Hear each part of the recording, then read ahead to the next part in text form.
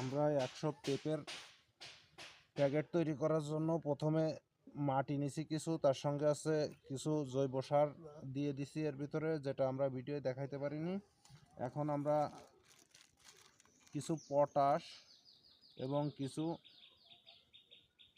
TSP আমরা এই মাটির সঙ্গে মিক্সড করে দিচ্ছি, যেটা চারাটাকে আরো দ্রুত বড় ও শক্তিশালীভাবে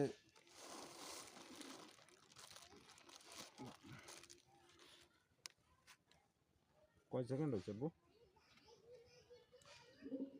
52 সেকেন্ড হইলো। এখন কতটুকু হয়েছে?